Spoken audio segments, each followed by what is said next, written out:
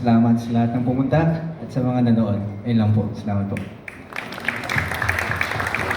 Hello everyone, I'm Martina Jacane. I'm 19 years old and I'm part of the Starworks Block 1 artists, and it's my pleasure to be here in front of all of you today.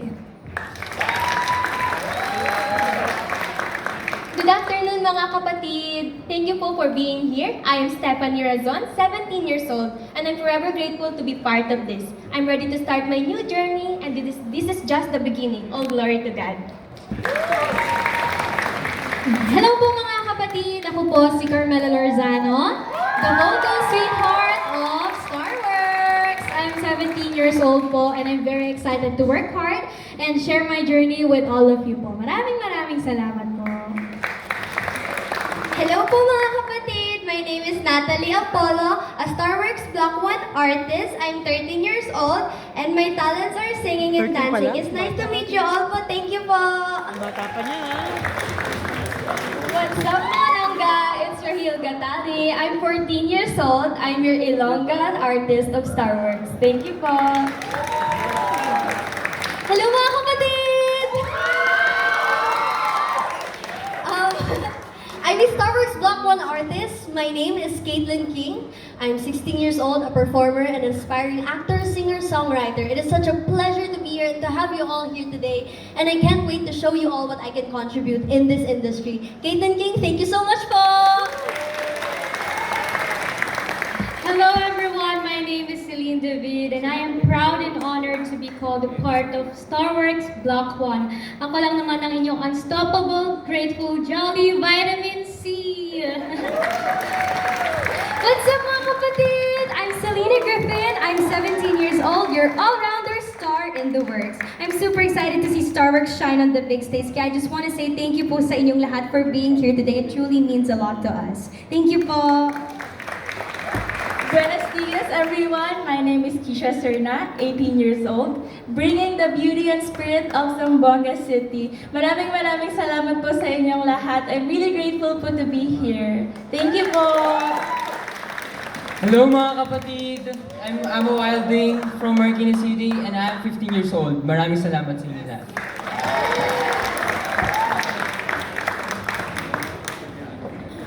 Okay, there we have it. There we have it, all 16. Di ba? Parang you wish you were young again. 13, 14, 15, 16 tayo. Wag na. Wag na. Lampas na.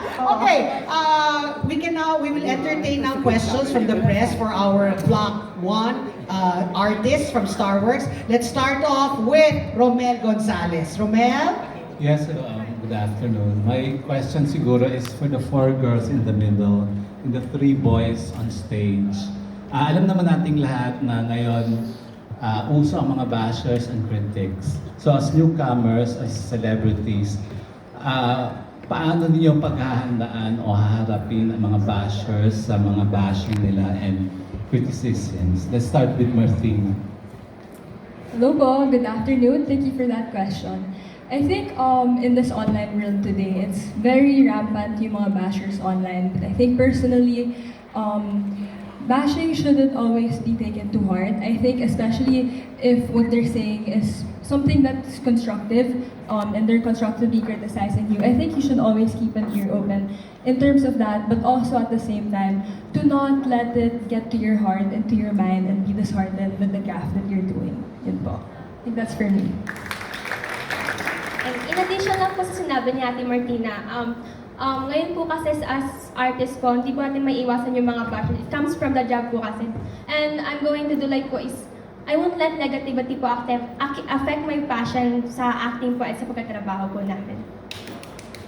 For me naman po, alam ko po, sinabi po nila na it's part of the industry naman po talaga. Hindi po talaga natin siya maiiwasan. Pero for me personally, I take po what's helpful for me. So para ma-apply ko siya, para ma-improve yung sarili ko. And then I ignore the rest po, na alam ko naman na negative siya.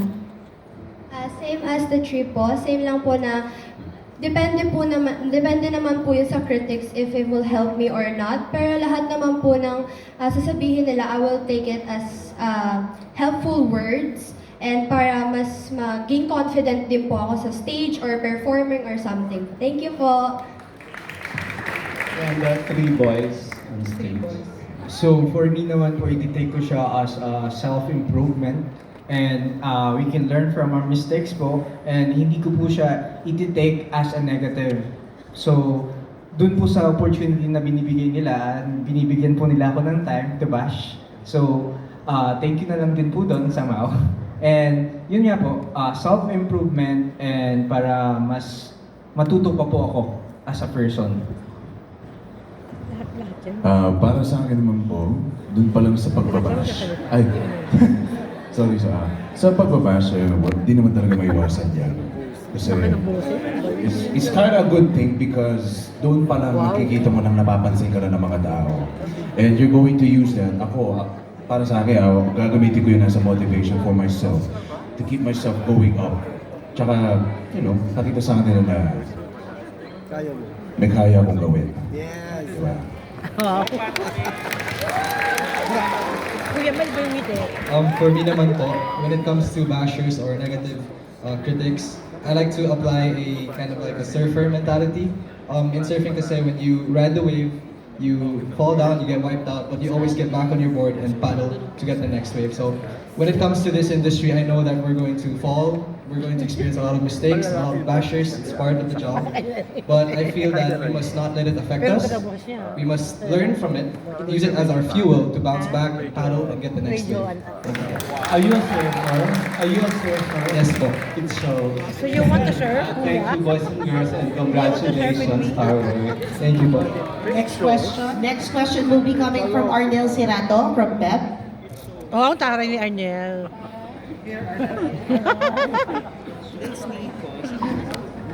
Ano Good Arnel? afternoon. Wala lang. Unahin pa lang si Adam. Sino si Adam? Anong gusto mo maging project? May dinidream ka ba na gusto mo maging teleserye or movie? At sino gusto mo makatrabaho? Okay.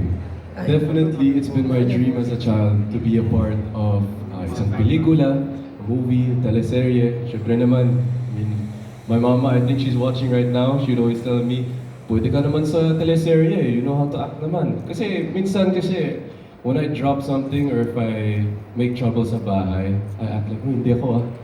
So, pwede naman mag-acting. So that's my dream thing right now.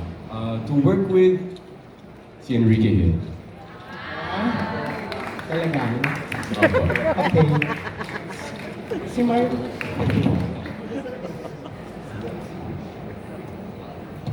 Ayan, si Martina. Andito yung number one fan mo, yung mom mo. Hi, Marcia. Advantage ba na isang sikat na artista yung mother mo at mabilis kang nakapasok sa industry? I'd say po that it's a privilege and blessing that my mom carved out almost her career enough for me to also be in this industry po. And I'm very grateful because I was able to be given this opportunity to be here today. And I take a lot of inspiration from my mom actually with the way she's been sa industry na po ito, and it's something that I take as a blessing. And I'm also here not just to recognize that privilege, but also to show that I'm also equally deserving of it as well po. And yun po, it's not something I want to abuse or take advantage of, but I'd say that it's something I do recognize. Yun po. Gusto mo ba siya Talino, makatrabaho? Definitely po, that's a dream for me. I think Nangangain siya sa screen. Magaling na artista yan. Thank you po. Thank you so much. Okay, si Bedroom Boys. Bedroom boy.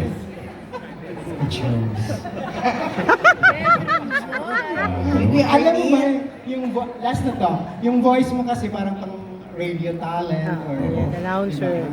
gusto, yan ba gusto mong tahakin na journey mo? Maging DJ. Kung mabibigyan naman ako ng chance na why not? Pero kung kaya naman po magpalit-palit ng boses, lilitin ako, hindi yung sakto-sakto na yung boses po, ganyan. Tapos yung minsan gato lang pong normal, medyo. Ganyan ka talaga? Yes po, ganun. Pero mas na-adjust ko naman po yung boses most of the time. Thank you and congratulations. Thank you so much. Thank you very much. Thanks, Kuya Arnel. Next question from Miss Rose Garcia, Marites University. Ayan. takip. Hindi, congratulations sa inyong lahat. In fairness, ang dami sa inyo. Almost mga guwapo at magaganda. So, very promising. So, ang question ko, tatlo. Pero para sabay-sabay nyo nang sagutin. Isa, pagsagot nyo. Una, alam naman natin, napakaraming mga baguhan. Napakaraming mga produkto din ng mga reality search yung iba. Bakit kayo kailangang hangaan o i-follow ng mga fans, ng mga, of course, yun, alam niyo na. Then, second question, sino ang inyong celebrity crush? At pangatlong tanong, sino ang inyong mga iniidolo na mga artista? Who do you want to address your question to, Rose? Siguro, simula na lang kay ito naka-green. Sorry, hindi ko pa kabisado ang mga pangalan niyo. Sanction. Hello po. Ayan. Pwede pong pakiulit yung first question. Okay. Kasi para isang ano na lang, di ba? Isang unang tanong, bakit kayo kailangang hangaan? Bakit kayo ang dapat hangaan? O i-follow? Okay po. Oo. Second, your showbiz crush. And third, your idol. Okay po. Ay, maraming salamat po sa tanong. Bakit po ako dapat hangaan? Unang-una po sa lahat, mahilig po ako mag-perform, mahilig po akong kumanta, tumugtog ng mga instruments.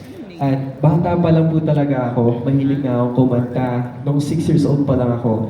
And namana ko po siya sa mga pamilya ko dahil yung buong pamilya ko mahilig kumanta.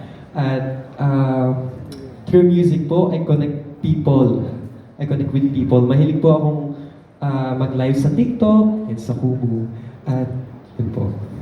Very generous. Second question po, sino yung showbiz crush ko? Parang wala pa po eh. Sa ngayon wala pa po. Sorry ha, dahil ngayon pa lang naman namin kayo nakilala. Kaya pwede niyo sabihin yung name niyo bago kayo sumagot. Ako po. Sorry po. Ako po si Chan. Okay na yung sagot mo. Sabihin mo lang yung name mo. Ikaw ay si? Chan Marty. Okay, thank you. Hindi mo pa pala Next question pa po eh, yung idol ko. Ang idol ko po si Joshua Garcia. Kasi magaling siyang umarte. And gusto ko siyang gayahin. Yun lang po. Thank you po. Your crush? Crush mo. Crush po, wala pa po. So ngayon wala pa. Pero balitaan ko po kayo pag meron na. Mahirap yan. Mahirap na maging president yan. Susunod sila lahat, puro wala. So, hindi ko i-accept na wala. Yung kahit pa paano nagagandahan ka or something. Nagagandahan po ako. Kay Andrea Brillantes. Okay. Good answer! Good answer. Good answer daw, sabi niya. Party. Next. Thank you po.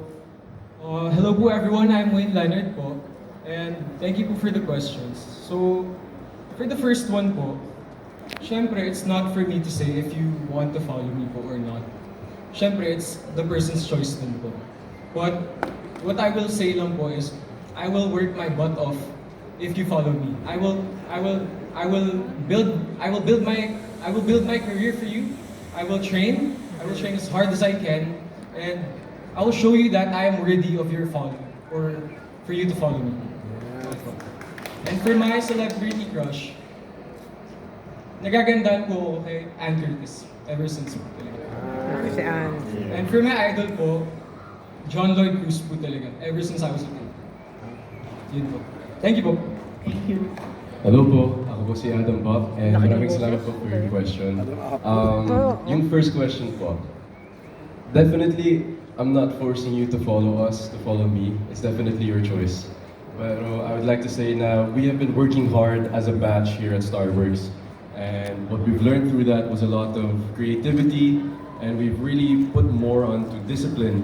And our most important quote that we've learned from one of our workshops was definitely that talent will get you noticed, pero discipline will keep you booked. So that's what I believe in po. Second question, celebrity crush. Liza Soberano po. At idol, Enrique Hill. No. Ding Dong Dantes, definitely. Thank you po. Nagbago na siya. Thank you. Sa voice mo na siguro para sa person. Hello po, thank you so much for the question. I am Nico Matulas po. For the first question, I would definitely encourage people